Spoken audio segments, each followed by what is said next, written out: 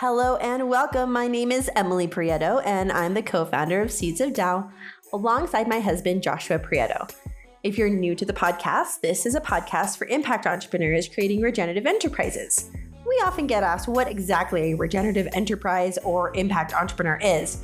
So if you're wondering, a regenerative enterprise builds triple bottom line profits through the practice of ethics and principles that lead to a more inclusive, fair, and balanced economy. Impact entrepreneurs, or regenpreneurs as we like to call them, are those willing and able to take on the financial and personal risks of starting and building regenerative enterprises. You'll get to know exactly what all that means as you join us for this and future episodes, but know that we welcome everyone to join us as we work to build regenerative economies together. That's exactly why we're doing what we do at Seeds of DAO. Our mission is to help establish regenerative economies in every bioregion by serving individual regenpreneurs like yourself. In this podcast, you'll hear the startup stories in all their glory from impact entrepreneurs all over the globe. You'll learn and grow the skills of building a regenerative enterprise from your peers, mentors, and leaders. Finally, we'll get to know each other as you engage in the podcast and join the wonderful regenerative business economies ecosystem, aka Regen B, an open community where peers, colleagues, funders, allies, and supporters of regenpreneurs come together to build the regenerative economies of the future. Join us every month for a wonderful episode as we collectively move beyond sustainability and into our regenerative future.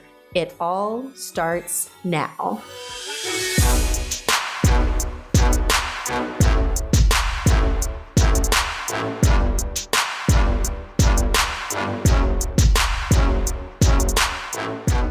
Welcome, everybody, to the Seeds of DAO podcast. We have a fun little conversation today where we're going to be exploring what regenerative finance actually looks like right now, today, how we're getting involved in it within the couple organizations that are being represented here in this conversation, and really where we see the potential for regenerative finance.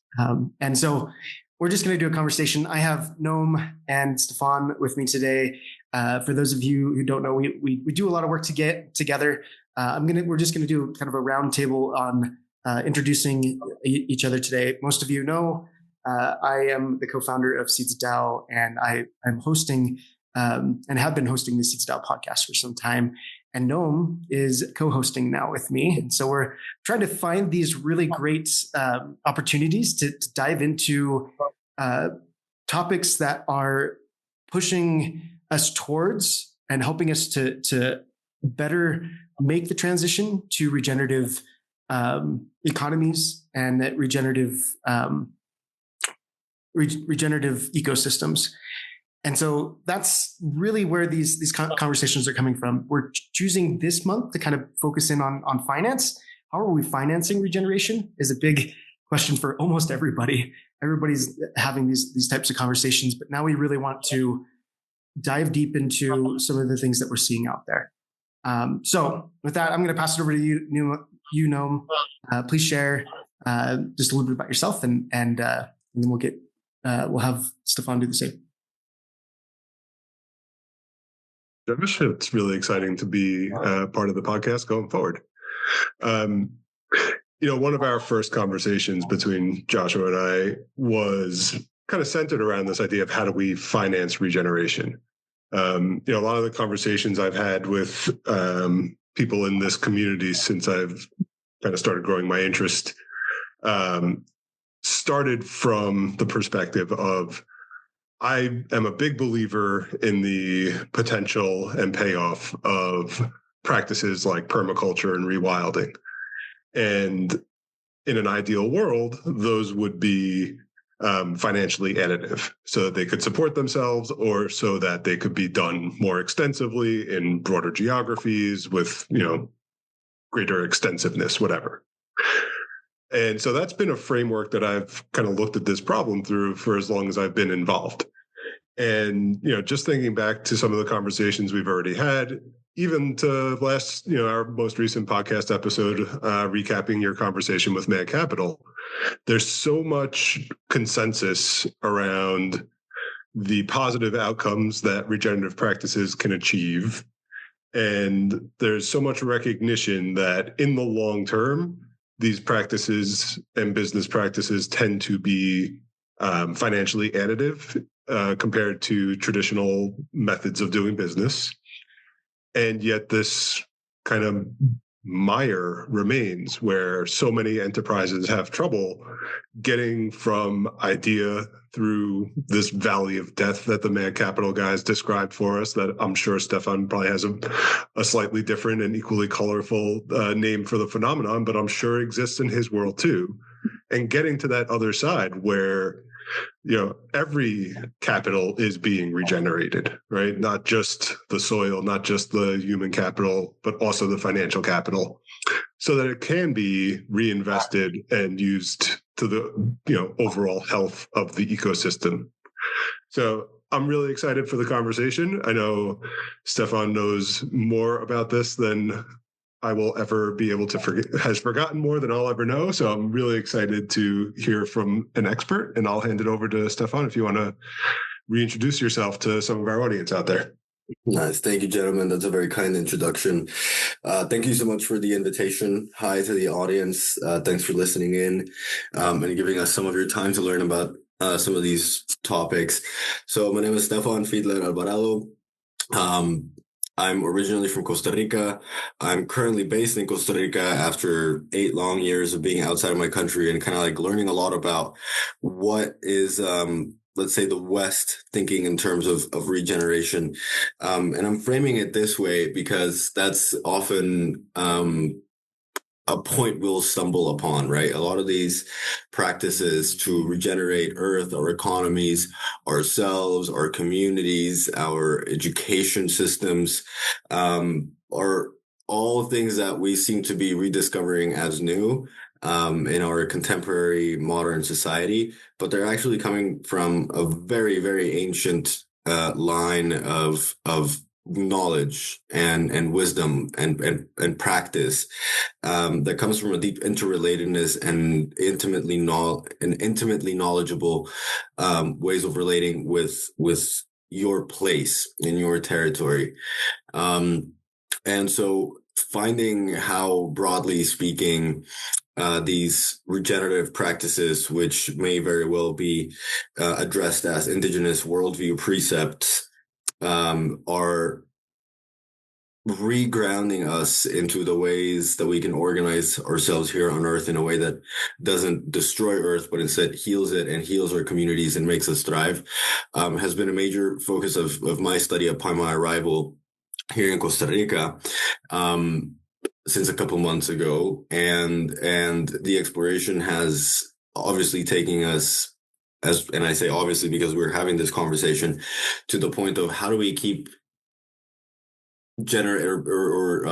bring in income and funding to these regenerative initiatives that are really holding the line between complete planetary systems collapse and a thriving future, and how do we navigate and fund, that very thin line, is one of the questions that I'm asking, how it's contextualized here in Costa Rica, but as part of a broader exploration that is happening all over the world, that you as a listener, and you guys as podcast hosts are into as well, as we were having this space here.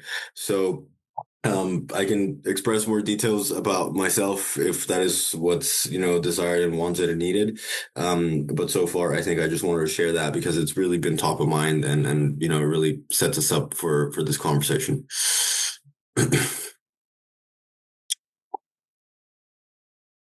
Yeah. I think we have a lot of, it's kind of funny because you would probably say there's no elders in the room at this point. Here today, right? But at the same time, there's a lot of wisdom that we've brought together in and have within this ecosystem, and this is a space where I think there's a lot of potential for the younger, generation and future generations to really take into that next level. Regenerative finance, looking at the world that we're seeing there's so much the DeFi currencies and meme coins and all of these other things that people have gotten themselves into. I've actually noticed within this ecosystem of the kind of the tech space as well that there's a younger generation that's kind of picking up and getting into the regenerative movement through regenerative finance, through that kind of DeFi, and they find out through decentralized finance that we could be doing things differently, right? And I'm starting to notice that, like, most of the conversations that I'm having with, they're either a little bit younger than me or my age in this space, and they're doing really interesting, crazy things that you don't even really. I'm personally at that point where I'm like, I know enough to be really, really dangerous in the decentralized finance and regenerative finance world. And I know, Stefan, you're getting into that with in Costa Rica. So I want to explore that a little bit too. Your kind of journey as you've been exploring that landscape. But Noam, please. Yeah, it's a great transition, Josh. Stefan, I'd love to hear, especially in your role with UCI, if you're, kind of interested in talking about it through that lens. Working with entrepreneurs in this space, working with programs that are closer to the ground, what are the expectations that entrepreneurs are coming to you with about the funding landscape and the problems or potentials they'll have in accessing the capital they will need? And then maybe we can transition into how you're thinking about differentiating either what UCI is able to offer or how you might counsel those entrepreneurs to pursue something that's a little more actionable, flexible, whatever it may be. So, kind of hand it over to you on that. Yeah, that's a good question. And I guess I'll start off by saying, like, we also call it the Valley of Death. And I think that this is all something that all the entrepreneurs are pretty subject to. But, noting that that's something that you go through or don't, because you're starting something up. And so a couple of things come to mind, right?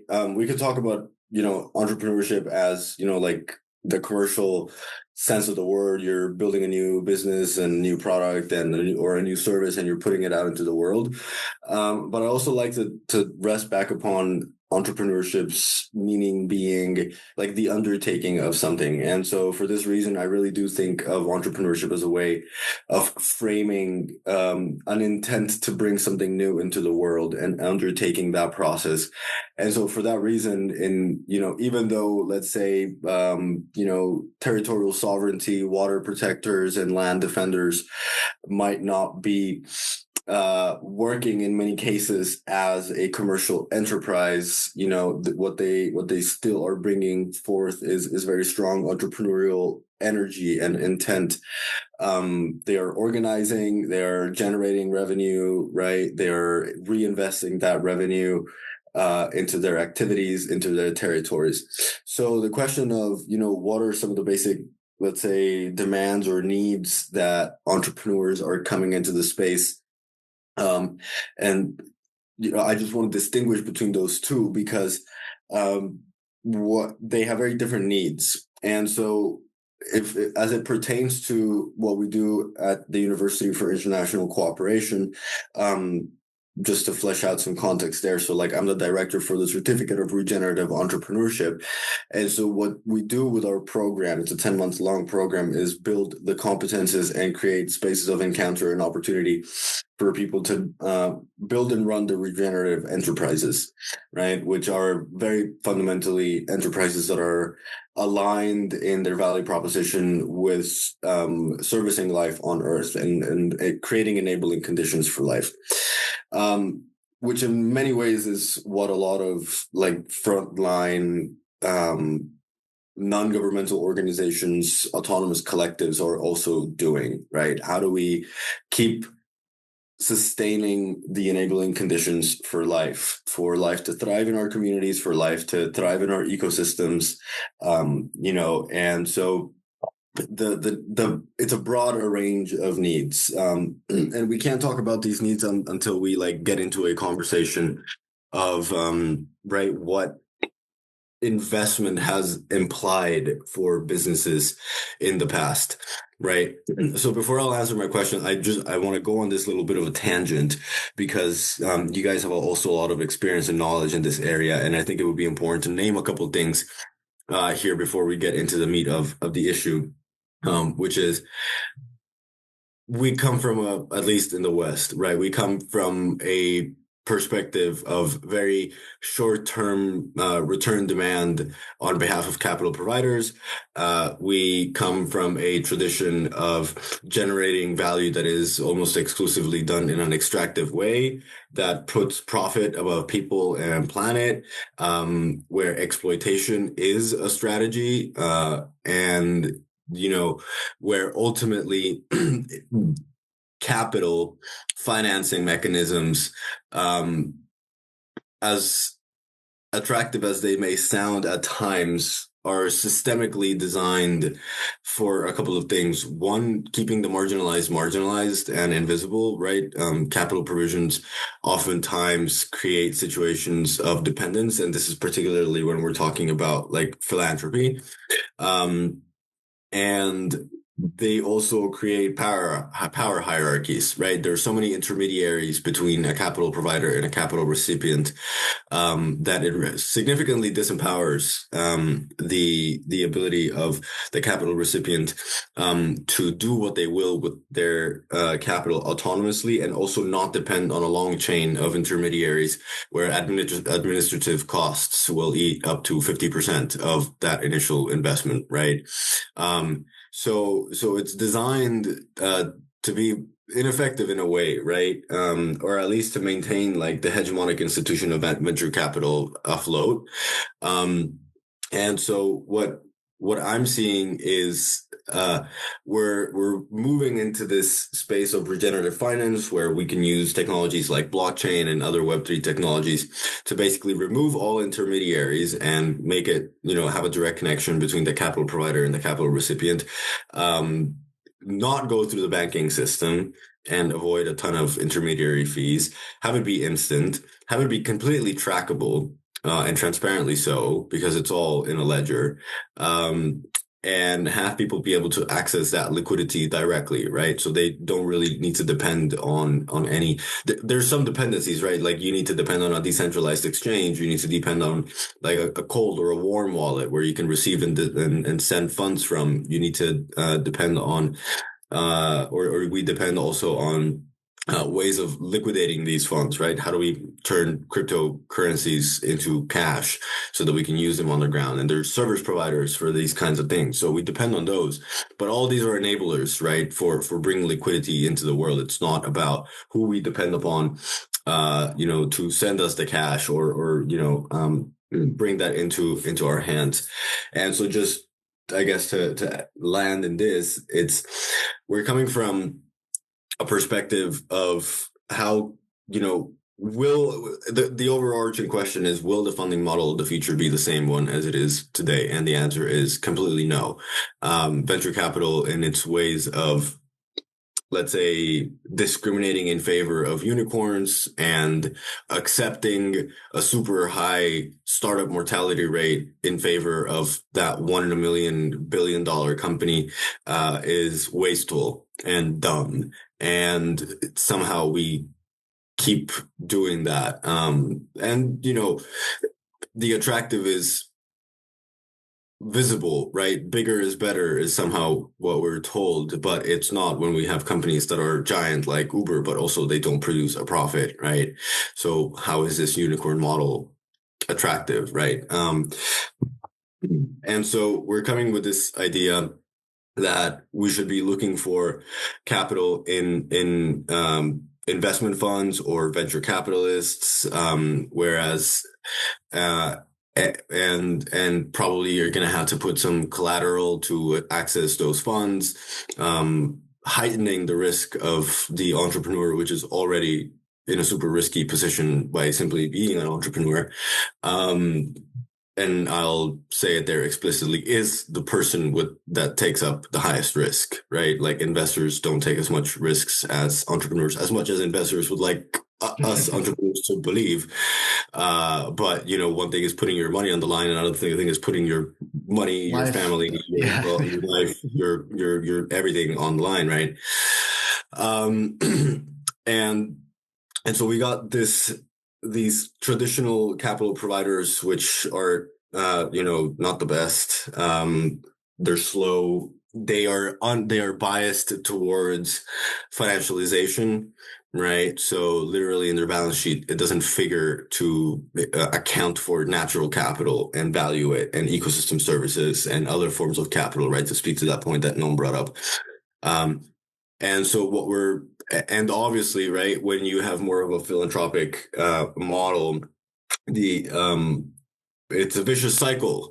Right. Sometimes these donations, these fundraisings, simply enable another leg in the journey, but they're not designed to empower the local economies that are recipients of those funds in such a way that they can become financially sustainable, autonomous, right? So it creates those situations of dependence.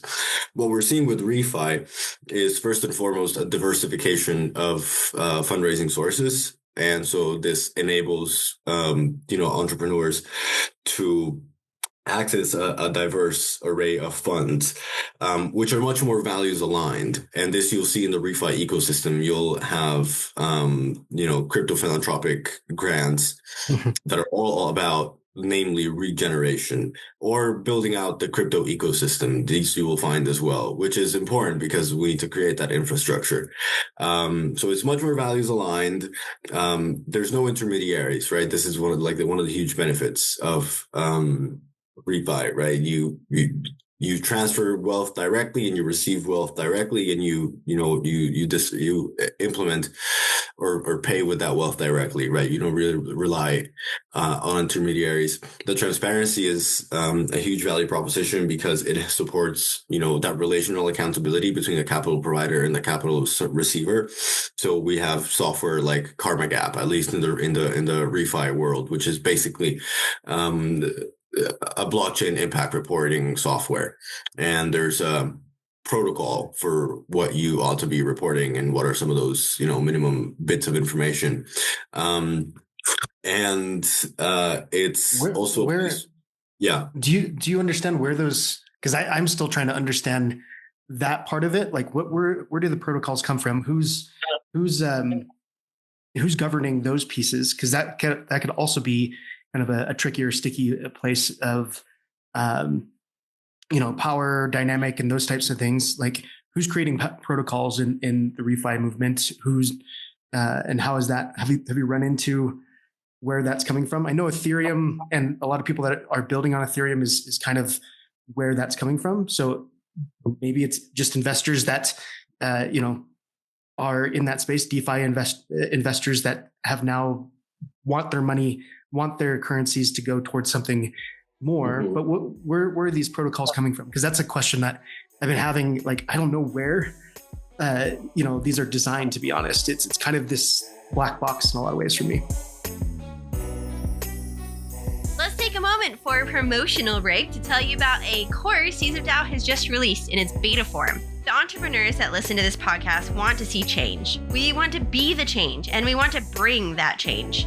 We want to change the culture from an extractive and degenerative one into a permanent regenerative one, a culture that cares for its people, planet, and future. This is the reason why so many entrepreneurs we talk to at Seeds of DAO start regenerative enterprises. They don't do it for the money. They do it because they want to see change. The challenge is that it's hard to build a business, especially a regenerative one, that is the catalyst for change. I often interview and speak with individuals that have managed to build a business and livelihood from their passion, and they often tell me that they wish they could do more, or they feel like their efforts aren't enough. They want to scale their efforts and the efforts of others, but they don't know how. Don't we all feel this way sometimes? We see our neighbors, industry, peers, suppliers, producers falling further into degenerative practices, and we think, I've made the change, why can't they? How can I get them to change? We know it's hard to change, and for some, it's harder than others. We also know that we can't change others, only ourselves. We can, however, pave the way for change and make it easier for the next person to be that change. That path always starts with a story. Seeds of DAO has launched its first online course for regenerative entrepreneurs, and its objective is to help you pave the way to regenerative change through the power of your brand story. You'll learn to naturally grow and scale your business using brand storytelling and other inherent marketing systems that have stood the test of time. As you do this, you'll learn to do it in a way that influences change, not forcing change. No, we should never do that. It never works. Nor should we manipulate, even though it's an unethical way to make things work. Let's be a positive influence through the story and the message that we put out. The course is called the Story Seed, and it's the first of 6 initial courses we're releasing to help regenerative entrepreneurs build the regenerative economies of the future. The first 500 students to enroll in Story Seed will gain lifetime access to this course and the other 5 courses in our initial catalog. To give you an idea of what some of those courses will be, in addition to Story Seed, which covers marketing and messaging, we're building a funding and finance course and a course that helps you navigate the cultural forces and flows that you face as you create systematic and cultural change in your industry. On top of lifetime access to the Pando Academy course catalog, you'll be able to join us for weekly office hours, utilize step-by-step action workbooks, get discounted prices on other offerings, and other amazing benefits. This is a beta offering, which means you're helping us pioneer an education platform and accelerator for regenerative entrepreneurs. If you're an innovator and early adopter building a regenerative enterprise, come pioneer this with us by following the promotional link in the description or show notes and enrolling in Story Seed. Okay, let's get back to the episode.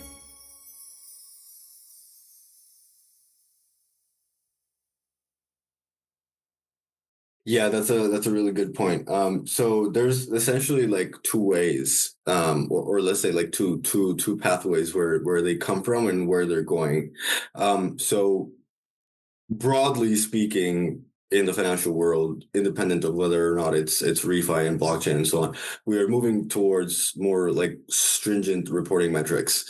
And so we're coming from a history of, greenhouse gas reporting protocols, of, all these other like accounting frameworks, natural capital valuations. Like, we have all these protocols that have been building up over time and over time.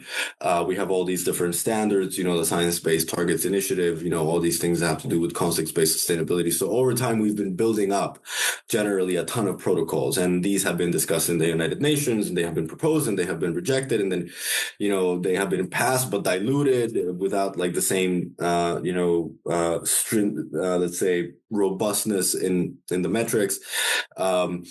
People that have been at the very beginning of the construction of those metrics have, let's say, quit the workings with the international community because there's just so much lobbying that eventually dilutes the quality of the funding of the reporting protocols.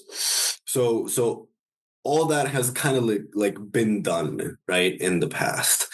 And so it's important to note that in most cases, that's like, let's say, a top-down way of suggesting a reporting protocol, which isn't entirely bad because it's that there's a drive there to standardize as much as is possible and efficient and effective some reporting standards. And so the common approach that is used in ReFi, or at least it's the one that I use and the one that we use in Karma Gap, comes from that. And it also comes from the other side of the aisle, which is bottom up, right? So how does a community determine that something is actually making change in its community? Only a community can determine that. Right. Because there are hyperlocal factors that only the community knows and understands and will determine that are or not good metrics or indicators of change in progress. And some of these cannot be standardized. Right. And how you measure those are sometimes unique to place. So, what that may mean is so if you have, I'm trying to come up with a concrete example. So as far as I understand, for example, like in Costa Rica, we have this organization called the Clean Wave, right? And part of like their DMRV process, right, that measurement, reporting, and validation, has a lot to do with mixing, for example, like some of these standardized protocols and some of these like super context based things. So what does that mean? So one of their impact metrics, as far as I understood, was, and this is a standardized piece, and they do beach cleanups essentially. So one of them was, how many kilos of plastic did you take? Great. That's a pretty standard thing.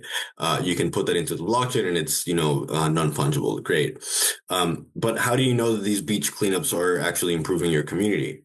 And so what they were, you can ask people, are you happy? And they might say yes, but like, how do you prove that? So then what are some of these activities that are unique to place that sort of demonstrate that you are actually living a more, you have more well-being in your life? And this was looking like, there were more connections between the local and the foreigner community in place. And there were more, likable relationships. There was a particular place in the beach that was, ridden with plastic in the past, and now it's clean. And now there's a benefit to going to that specific place, which used to be dirty, and that generated feelings of sadness and melancholy. And now people feel happy that they can go there, and they're quite proud of the community for having been able to do that. Right. So it's this mix of some of the, let's say, engineered, science-based engineered protocols that have been developed over time at a pretty high level, and this need to root indicators of satisfaction and change in hyperlocal perspectives. Mm. So it's like, I can't remember if it was a while back that's especially consumer based businesses, they were doing the net happiness score or whatever. I forget what it's called actually. So similar to that, where we're actually trying to get some understanding of how is this benefiting the people. And it actually gets put into the blockchain in the protocol. Okay. Yeah. Yeah. There's a bit where, this is operationally kind of how it works, but like you upload this, and then at least in Karma Gap, you were given the option to mint this record. And you don't have to do it. There's a transaction cost, right? But you can put it on the blockchain. So there's kind of like two layers. One, there's a little bit of a Web2 layer where you can just kind of read, right? You trust that what the person reported is true, and then you can go the extra layer and mint it, which is it makes it a part of the blockchain fundamentally, right? And it's non-fungible, and you cannot change it, and it's there forever and ever until the end of times, essentially. That's really appealing, right? That kind of immutable ledger piece of things. I wanted to circle back to something you mentioned. You were talking about the kind of need for and some schisms that exist around, protocols, monitoring, evaluation, things like that. And obviously that's not, that is in no way unique to the regenerative movement or to entrepreneurial. Like that's part and parcel of social sciences, of qualitative research. Like, every bucket of investigation has those problems. So I'm curious, leaving aside the technology pieces of protocols for the blockchain, things like that, right? Just maybe, a lot of the solutions that we discuss in terms of the hyper-contextualized, super-localized aspect of things are very much removed, it seems, from the technology sphere, right? It's all about local engagement, local stakeholder support, and even understanding impact is about having a deeper understanding of the quality of life of the affected communities than is just looking at bank accounts or, healthcare access, and like all these things that are important, absolutely, but are not a metric that can be easily accessed from a database that exists in some SQL warehouse somewhere, right? So I'm curious how, maybe walk us through an example, if you have one, or like an idealized kind of, process, right, for an entrepreneur that comes to UCI and, wants to access financial capital to put specific business improvements in place, maybe to be able to add a new crop or add a layer of processing or expand their, shipping range, whatever it may be. And kind of talk to us like how do they access this pool of resources? What, more than like blockchain protocols, like do they need to present the business case? If so, to who? Do they, are they accepted into whatever program or cooperative or circle with the expectation that they can access this amount so long as it exists? What happens to that money? Is it just sitting in escrow in someone's mattress, or is it being leveraged? And if so, how? And who's dictating how it's leveraged? Those sorts of questions. So I'm just curious if you're able to give a specific, like, obviously you don't need to name names or anything, but even if it's just we want it to work this way and this is how we're trying to get there, even that would help me kind of wrap my arms around it a little bit. Yeah, sure. So, I mean, this is essentially what we've been starting to do with ReFi Costa Rica. So this organization was already mounted by our predecessors who basically brought blockchain to the country. They've run this organization for maybe like 2 years. They did some fundraising. They did a bunch of activities, workshops. They were having like crypto canteens, essentially talking about, cryptocurrencies and so on. And it's important to preface by saying, like, at least the funds that I am aware of in regenerative finance are not for enterprises that are looking to like grow their operations in a way like traditional enterprises, right? This is not for conventional enterprises. If your reason for doing business is for profit, this is not for you. Get away. This is not money that you are supposed to have, because this is for people that are carrying out projects that are for the common good, and they are restoring ecosystems, restoring communities, regenerating their localities, and they are improving quality of life in a non-commercial way. So if you are looking for a quick loan to build your business operations or pay your marketing person or make up for a lost salary because you couldn't sell enough in the past, and you have a whatever kind of product that is not regenerative or sustainable, like, get away, this money isn't for you. And they're like, cool, thanks for staying and learning about the podcast, but like, this is not your pot. Okay, get away. This is, again, for people this is for ReFi money, is for people who are either engaged in the struggle for a better quality of life for a long time, particularly indigenous and other marginalized communities, LGBTQIA populations, people that are in culture, right?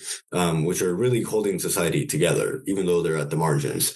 And this is for people like the people that I work with who have an intent to activate their local communities, to keep getting organized, to clean their communities, right? To regenerate their ecosystems, to support some, socioeconomic well-being in their communities. So how we do this, so there's the intermediaries are not the same in ReFi, right? There are still capital providers and there are still capital recipients, and the way that these funds are dispersed is really trust-based, because we have all, let's say, proven through trust-based relationships that like we are all on the same team. So how does this work?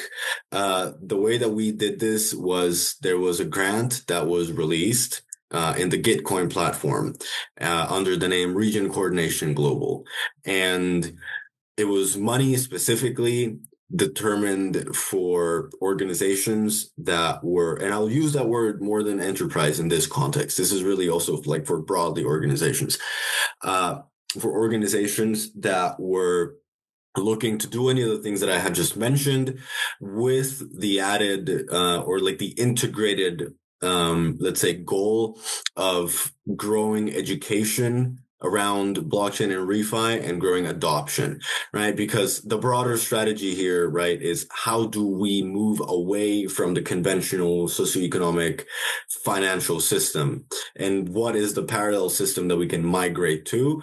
And ReFi is the answer to the question of how do we suck resources out of the conventional system and and use them to fund the new system. And ReFi is the answer for that. Or one of the answers. So let's say that.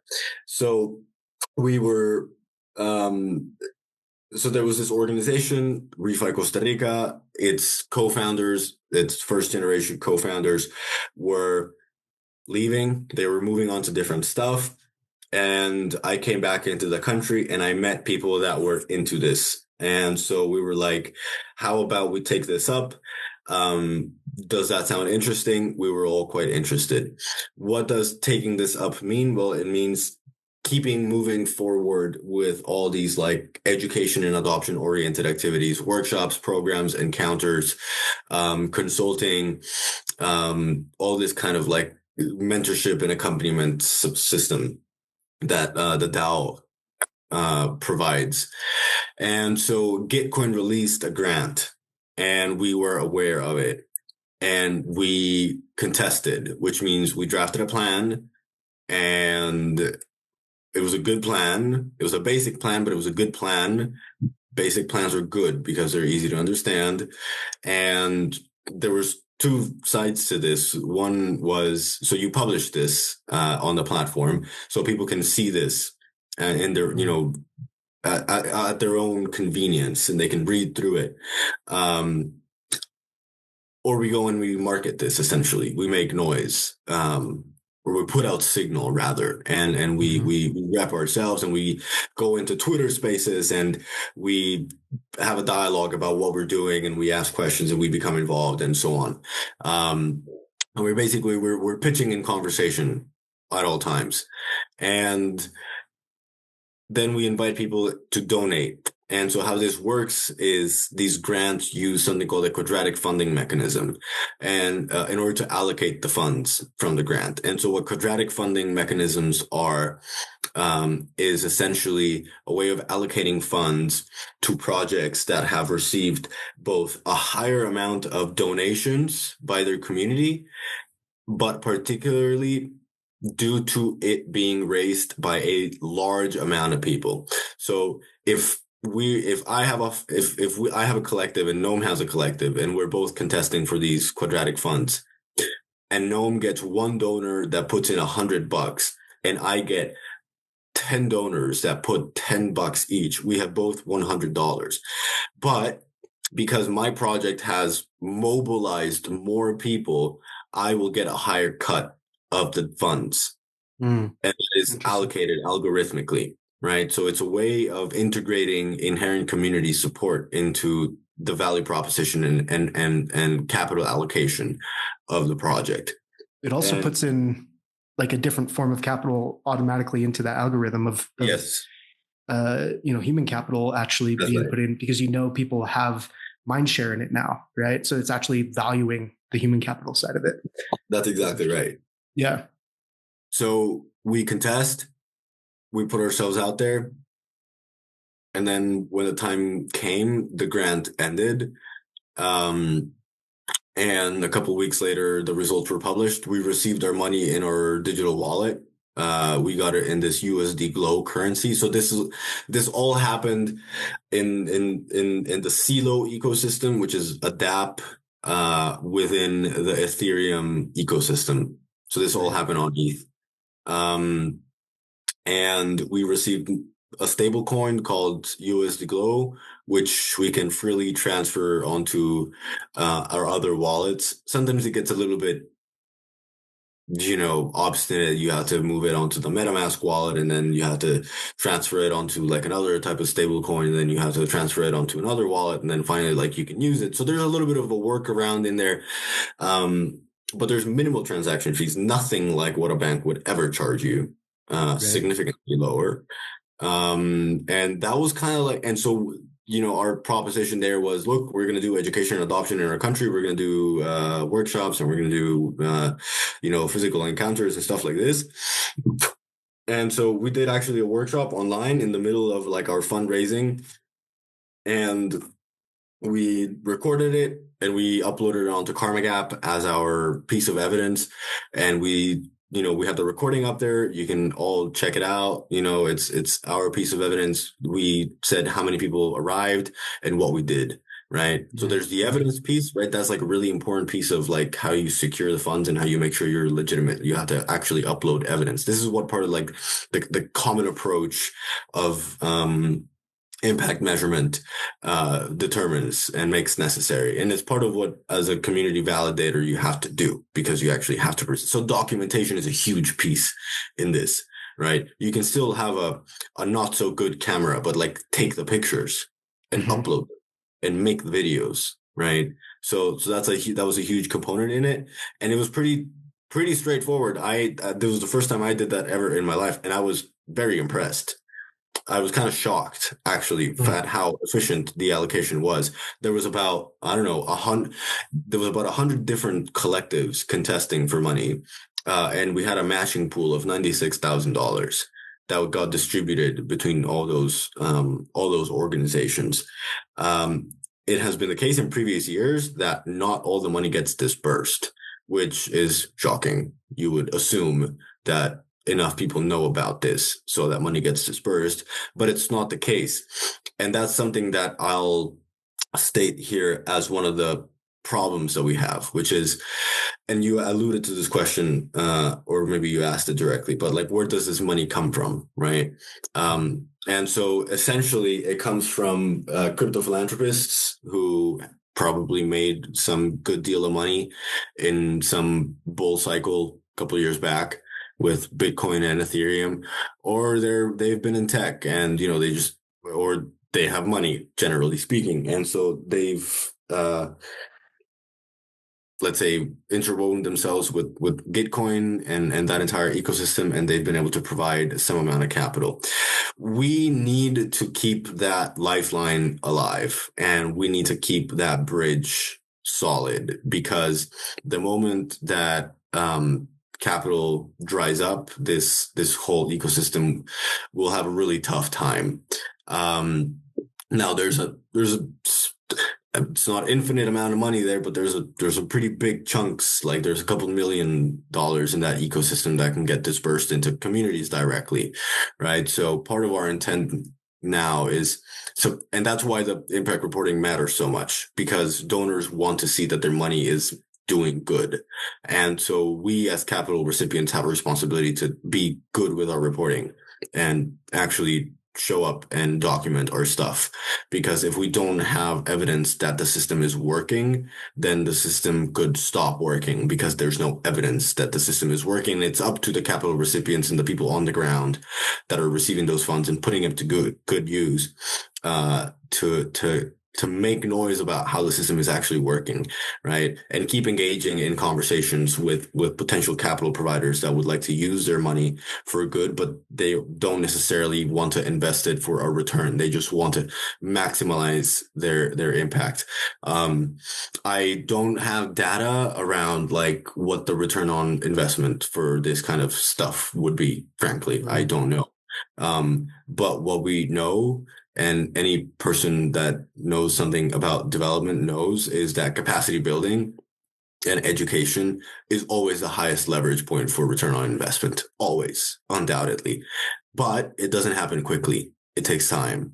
And it can take anywhere from 5 to 10 to 40, 50 years, right? And these are the scales that we ought to be thinking about for development plans. And this is something that countries and global institutions have a really tough time doing, because they are so consumed by the virus of short-termism. But it's something that the ReFi ecosystem is more and more aware of the need. And this whole thing of like how do we impact 7 generations down the line? How are you receiving this small amount of money to make something that will last long? How are you pulling that off? Right. And there's a lot of energy being put into making these systems sustainable. So we are quite careful with our money, right?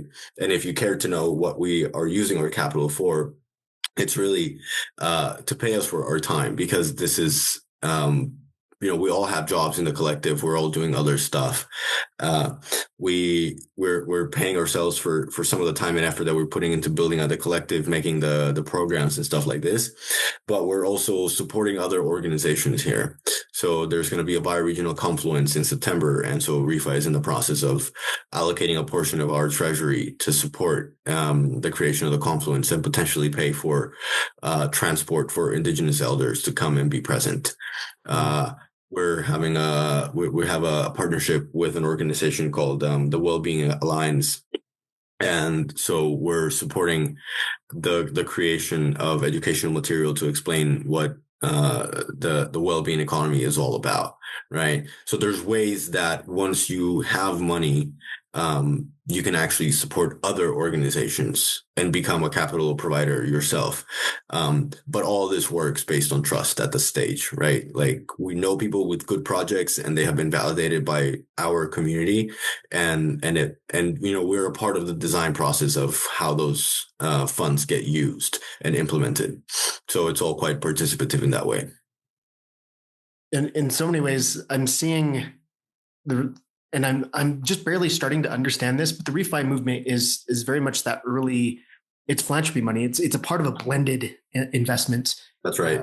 Portfolio. Really, you can't just do, especially if you're trying to scale and go big with this. This is kind of that philanthropy, which helps to de-risk in so many ways. Like no one really wants to invest in regeneration unless you're doing it for philanthropy, because there's not a return yet in something that doesn't even have an ecosystem, a industry around it, in a lot of ways. I mean, I had a conversation with Brian von Herzen of the Climate Foundation a couple days ago, and one thing that he's done a lot of philanthropy raise. I think he's done a little bit of ReFi money in there. I mean, he's done, I think at this point, several $100,000, and he has like a plan for how we're building out this ecosystem, because he's got somewhat similar to like a venture lab or the regenerative or the permaculture.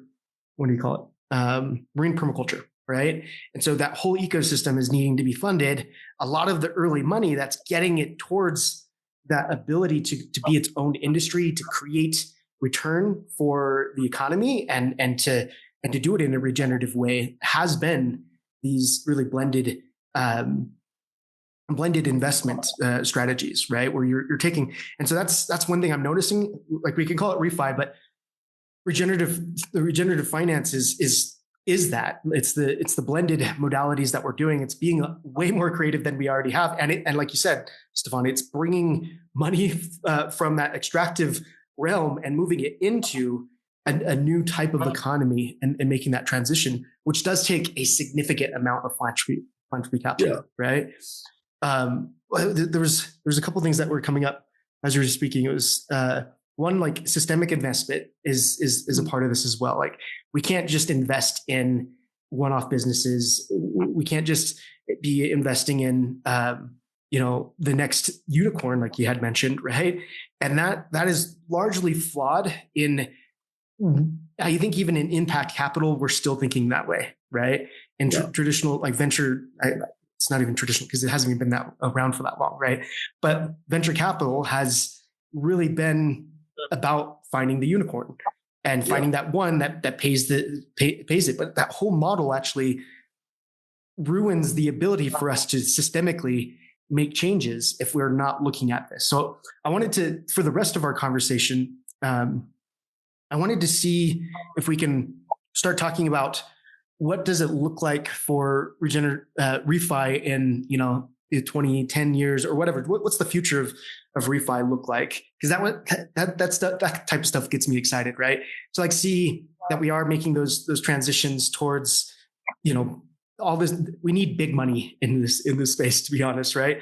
To make these transitions. We're doing really well, I think, with the little money that we're getting, but we have to really understand that for us to make those transitions, we have to be getting bigger checks, bigger opportunities, bigger pools, bigger crowdfunding, whatever it is, right? To make the systemic changes. But it does have to start from the small and slow solutions that we're kind of building out here, right? Mm-hmm. And it does have to be place-based and based in natural systems, right? And patterns. Because we are speaking a pattern language here when we're trying to figure out and reimagine what investment could be. And that's exactly what I think ReFi is. I'm going to check there, but the conversation, if we can, like what is this future? What possibilities does ReFi hold? Yeah. I can't speak for everyone, of course. I can only tell you what I am trying to achieve in the next 10, 15, 20 years. And I think ultimately Costa Rica will emerge as a model of what the future can offer. And it is blended. It is a blended financial future. It is not just ReFi. It is not just venture capital. It is not just bank loans. It is not just carbon credits. It's all of it, right? It's not just bioregional funding facilities. It's all of it. So here's what I think is going to happen. Eco credits and carbon credits are going to keep growing. That seems to be a relative. The price of carbon is too low, but like at the end of the day, like there is money coming into conservation projects and it's working. Yes, there's a lot of like obscurity in there, and sometimes we don't know what's exactly going on. And yes, there's a lot of like unverified tree plantings and like all that shebang, which sucks for everybody in this space because it takes us all down. But it's working. ReFi is growing, right? Crypto is here to stay. Alternative currencies are here to stay, right?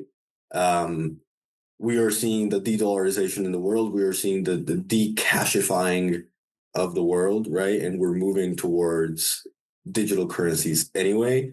The question is, will we move into a space where digital currencies are centrally owned by banks and governments, or where these are protocols that live in the commons and they belong to all of us and we can all participate in their co-creation? I do not like the former. It is a shitty future, and it is exactly what a police state would like. And I don't vibe with that. The latter I can play with. And I would like to. We are moving away from the unicorn model. So we are really... I had a really inspiring conversation with a friend of mine who has a collective dedicated to supporting indigenous sovereignty and territory. They bring in a lot of money using carbon credits, so they have conservation projects as well. And there's also a small entrepreneurial ecosystem led by indigenous peoples, and this all floats around artisanal activities, tourism, this kind of stuff. And you're on the right track when people point at the same things using different words. And basically what he was talking about was, I don't want to hear it if it's not a bioregional value chain. And I think that's where we're going. In the way that we'll be funding in the future, it'll be based on territorial activities and the way that different territories can interlink with adjacent territories, and how through those funding mechanisms we'll be able to secure the health and well-being of bioregions, which of course implies the health of local communities. And this will all be supported by a shift in the way that capital, the power dynamics in capital provision and capital reception. I think we're challenging a lot of the myths. We're moving into a space where capital providers are not the supreme leaders of entrepreneurs and capital recipients, but they are partners. And we're moving into a space where we can have more of the structures, the governance structures that can serve to do that. So one of the big problems, for example, that this gentleman that I'm talking about was elaborating upon was that there's a lot of communities that are doing great work, but they lack the structural organization to receive those funds and deploy them in a way that is consistent with their needs and values. And so this question of what is going to be the receptacle for finances is quite living, and it's quite important. I think we're going to move into a space where DMRV, measurement, reporting, verification, decentralized, is going to be lost my train of thought. Where DMRV is going to, so it's generally very annoying to do that because it's a very bureaucratic process, and a lot of the people that are in this space, from what I've seen, are not great at this very nitty-gritty like documentation and reporting. They're just kind of like out there doing stuff, but they're not the ones with the camera documenting what they're doing. They're doing the stuff. But there's, as we grow, more people come on board, and so those people that are good at nitpicking, documenting, and all this kind of stuff will come into the fold. The norm has been that communities themselves validate, but this is bureaucratic and it's annoying. And this is what people think. They don't want to be doing the reporting. They don't want to do the paperwork. They just want to do the work, which is great. We need that energy, but we also need the reporting. So I think what we're also going to be moving into is basically like DMRV as a service, where people will go around and support the verification and the measurement and the reporting of their activities, retroactively speaking, taking a huge weight off of the people that are actually doing the work, and they can just focus on that. So I think we're also moving towards that. And we're moving into a bit, let's say, my analogy for this is finances are all dammed up. We need to break dams and release the rivers of money. And what this means is we have to create channels for getting money into the hands of the people that most need it. And what this means is more peer-to-peer enabled capital provision mechanisms, which include flow funding, which include everything that has to do with bioregional funding facilities, which include everything that has to do with ReFi, which includes everything that has to do with having local capital providers that can act as these receptacles that channel funds from the international community into hyperlocal communities. I think what also awaits in the future is we will see the main institutions that have taken care of funding in the past to move into this space, because competitively speaking, the ReFi funding mechanism is much better, even though you're not able to access as much money as, let's say, with a bank at the stage. So if you're, again, right, if your point is to build a plant and make some like whatever kind of commercial product, like stay away from our money. This is not for you, right? Like wait, right? Maybe in 10 years down the line, there will be $1 million loans that you can transfer through crypto. That'll be great, but maybe not. I don't know. Honestly, I don't know. I don't know if that's what we need. I don't know if that's what we want. The implications of having such big checks coming through ReFi are scary in some respects. But I don't know how conducive it is to the outcomes. So those are some hypotheses that I have. And I think overall what we're going to be seeing is a decentralization and a more effective liquidation or liquefying function for capital onto the hands of people on the ground. Yeah. Mm-hmm. Mm-hmm. Interesting. As you were talking, and I was being a good podcast host and waiting for my turn to talk, I had a very similar analogy in my head of kind of undamming and unleashing the flow of capital, except that I was coming at it from a different perspective from an earlier comment you had made, where you talked about this comparative trickle of philanthropic sourced money is the underpinning of the funding ecosystem at this point, right? Yeah. And I started thinking of it from the analogy of, permaculture and land regeneration, and, started thinking of the decentralized and regenerative financing movement almost as like the beavers in the ecosystem, trying to take this resource that can either be essential or destructive and channel it in the right way, put it into the right place, allow the right secondary processes to take root. And, I think about it then from this idea of like unleashing capital and building to a place where there's enough vitality in the ecosystem that the ecosystem is not facing similar pressures at that point in time as the traditional philanthropic community faces today, in terms of just mission capture, I guess would be like the easiest umbrella to put it under, of like, yeah, everyone's hearts are in the right place, but by the time you're done paying this administrator and this, kind of layer of bureaucracy and that, person who needs to take a cut, like if 5 cents out of the dollar is making it to support the actual cause, like, so be it. At least it's 5 cents more than zero. But is that really true? Like, is breast cancer closer to being solved because the Komen Foundation exists? I don't know. People know more that breast cancer is a thing that should be monitored and researched, and cures should be found. But other than wearing pink in May, like what do we know, right?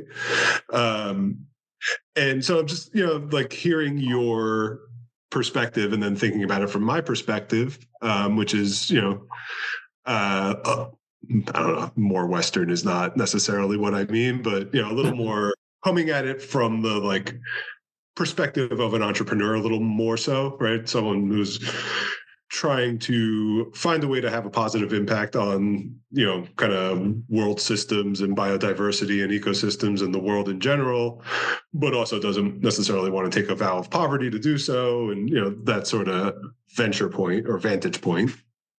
And, it's not an investment mechanism, but is there an ideal future where you're able to say, you don't have to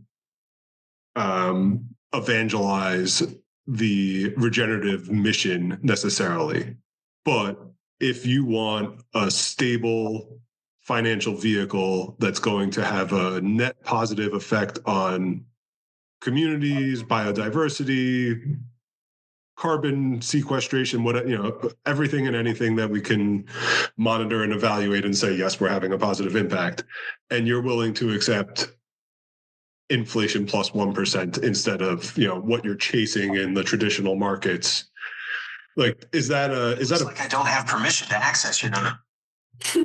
It looks like Gemini is really agreeing with me, but is that a path that kind of has common crossroads with yours, or do you see them as kind of mutually exclusive, or am I critically misunderstanding something?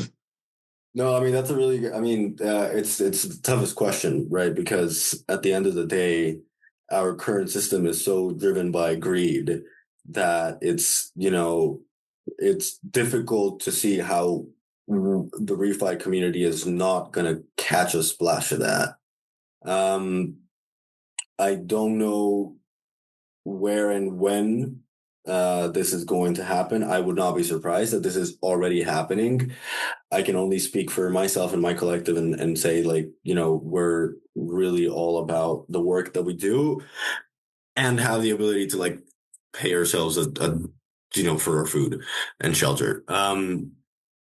So do I think, okay, the investment landscape is definitely changing, right? We see, the rise of impact investment, the rise of sustainable finance, the rise of regenerative finance. All of these are like super strong indicators that like the values are changing and the priorities are changing.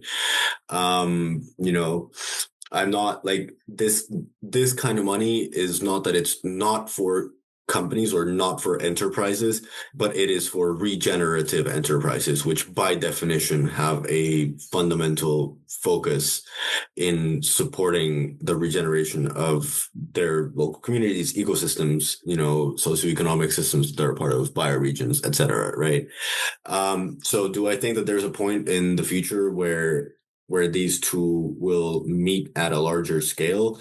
Hopefully, I mean, that's, if there's any kind of, let's say, conflict that we do want, is one in which the system is so successful that we now have conventional capital providers migrating onto the system and kind of contaminating it a little bit, let's say, with these like greed-oriented values. But at least we can have those conversations and we can try to tame that greed. And because such a strong, let's say, core to what we do is, has to do with interpersonal regeneration.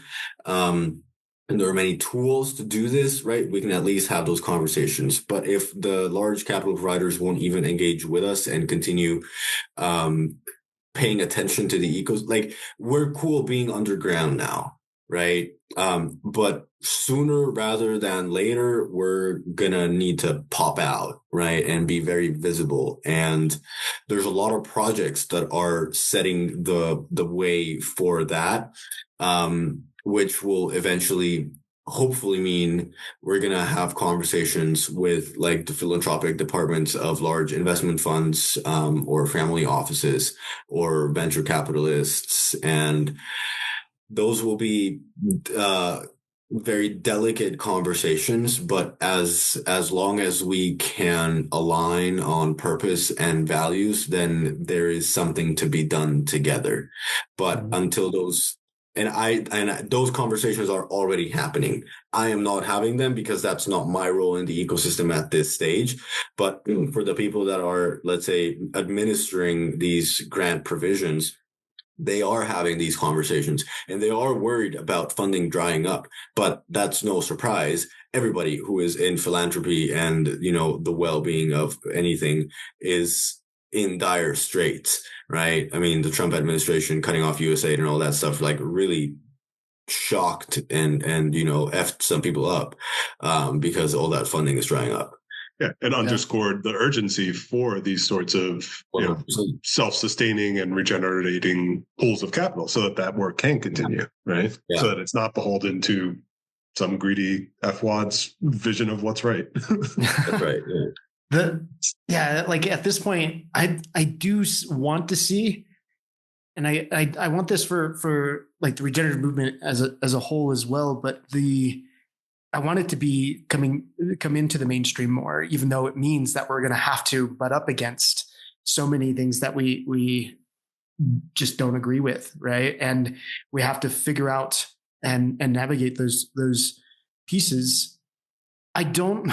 And this is the thing with the ReFi movement at this current stage, is it's not, if you were to look at it, it's not sustainable, it's not regenerative, because we're still worried about the funding drying up. We're still worrying about where the funding is coming, and it's not perpetuating the money that's there. But you mentioned this kind of two factors in what you're hoping to see, or two scenarios, I guess, where we could go into the future.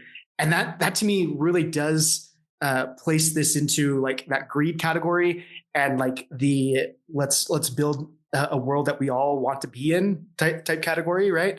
And the one is do we see this as another centralized way of governments and institutions funding projects and currencies flowing, right?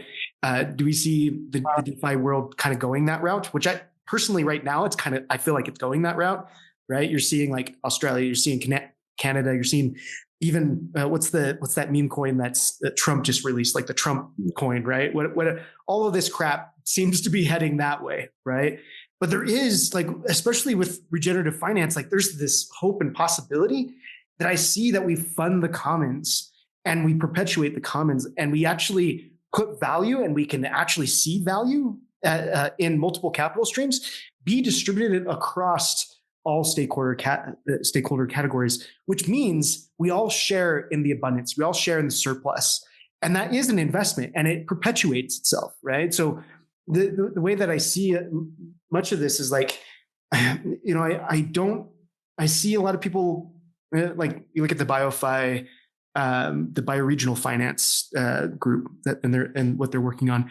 Even in that space, I'm not completely into it, so I can't speak really clear on what's happening. But what I see is essentially still in this place of people fighting over money, right?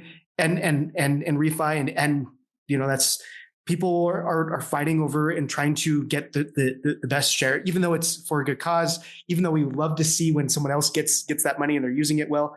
We're still very scarcity mindset in that realm, right? I would love to see us make that transition. And I think it really comes down to the commons, right? It comes down to what are the bioregional